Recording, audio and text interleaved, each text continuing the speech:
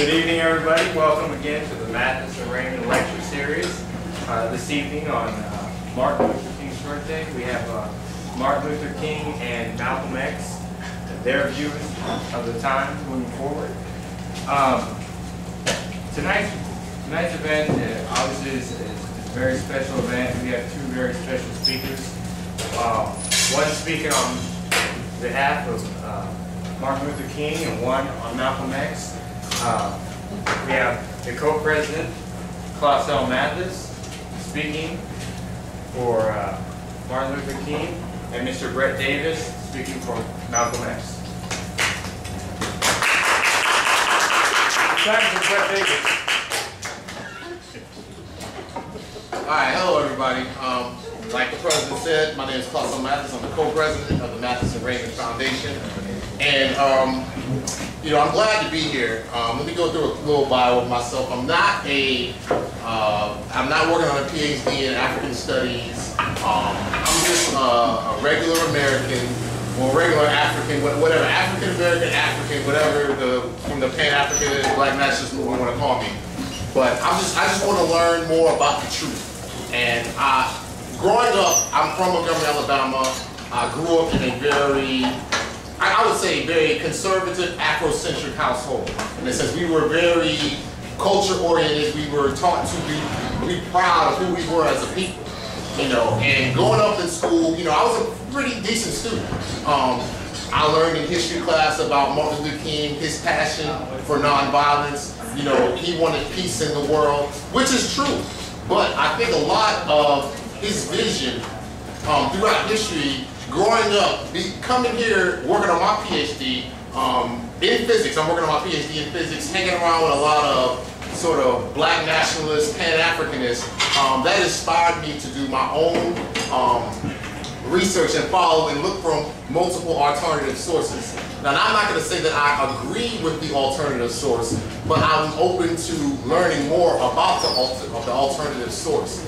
And so, me going to USF, I became the president of the Black Graduate Professional Student Association, and we would have very informative, very, very thoughtful discussions of issues that went on in the Black community. And the people that would come there, they would just say, Martin Luther King is an Uncle Tom, all that stuff. The people that you put in these history books, that's what they want you to look up to. They don't want you to look up to the people like Malcolm X, Elijah Muhammad, Marcus Garvey, those type of people. Now, I admire a lot of things that those people said, but I feel that Martin Luther King's strategy at that time in history was the most effective strategy at the time. Okay, now notice I said at that time. Okay, I'm not saying we should go down there and do nonviolent marches right now. Okay, because the Civil Rights Act was already passed in 1965. So in my opinion, that was the end of the Civil Rights movement. Okay, the struggle now for our people is a mental struggle. And I feel like we're going through an inferiority complex. Okay, and I'm going to go into that a little bit if I have enough time. But the argument that I'm going to say is Martin Luther King, again, let me state this again. Martin Luther King's strategy of nonviolence was the best effective strategy at that time, instead of what Malcolm X was saying, get your guns, shoot up everybody that comes at you. That was a lot of what he said on YouTube. I see a little responses from the crowd. You're gonna let me finish here. Yeah, we're gonna say get you. Okay, so I'm gonna start right there. Please. First of all, I feel like Martin Luther King is not getting enough respect, the respect that he deserves from the Black nationalist and Pan-Africanist community. Now, he gets a lot of respect from mainstream. He's in the history books, he has his own holiday. Most average Black Americans go for him, but in the Pan-Africanist community, the Black nationalist community, which I know a lot of people who are, he gets no respect. They feel like they put him there for us to be nonviolent as a people, okay? But I don't feel like he's getting the respect as the profound social thinker that Martin Luther King was. And what I'm going to show you is that nonviolence, that his tactic of nonviolence was a strategy. It wasn't his way of life, okay? In the sense of, it was a strategy for that situation. And he got that strategy from Gandhi and this other guy, what's his name? Thoreau, okay? He got the strategy. So nonviolence was a strategy, okay? And the reason that was the most effective strategy at that time is because, think about it, okay? We're in the 60s, the 50s, the 40s, whatnot, okay? us black people in America, okay, we were at the minority, okay? The oppressors were at the majority, all right? They were at the majority. So for us to get our guns and start shooting up everybody, we will be eliminated off the face of this earth, okay? In America, that is, okay? Now, if we go in places like Africa, you know, Zimbabwe, Kenya, Nigeria, where they had armed revolutions for those countries to get their independence, okay, that's okay because they're the majority. Even in Haiti in the 1700s, I'll even go back to the 1700s, when they had the slave revolt and they overthrew Napoleon. That was okay. They were at the majority, okay? Right here, we're at the minority. So what is the point of us getting our guns and shooting up everybody? There's no point in doing that. That's not an effective strategy. And really, another misconception about Martin Luther King is he was for integration, okay? That's what I learned in the history books, that he was for integration. He was more so for desegregation. Integration was part of his goal, okay? That was part of his, not integration, what I'm saying. Desegregation was part of his goal, okay? His goal was to give equal power for people of color in this country. Equal power, economic, social, and political power, okay? That first part with the nonviolent movements, that was more for, you know, the social, equal socially, okay?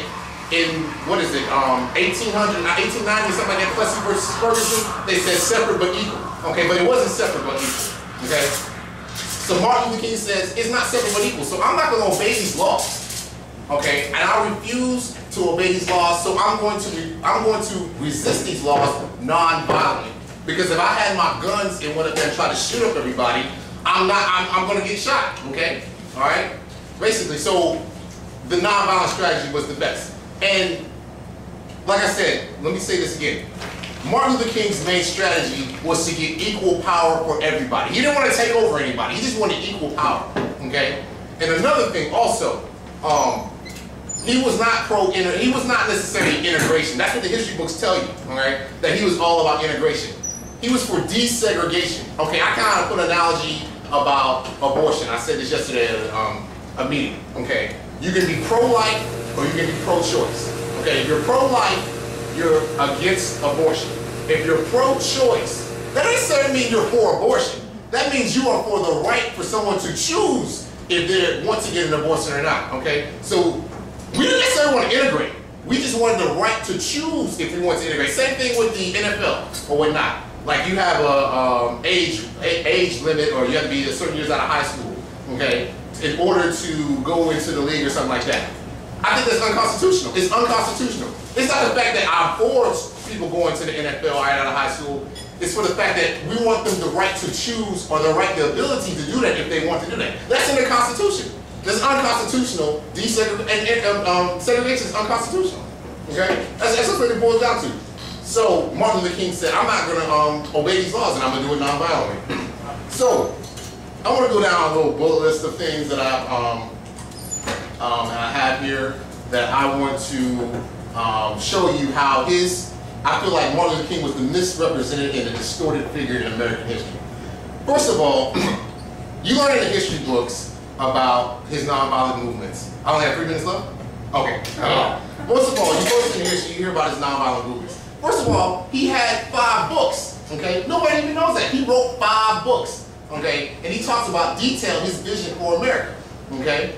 All right, I suggest you get these 5 books. I'm going to tell you the names of these books if I can look them up through this thing here.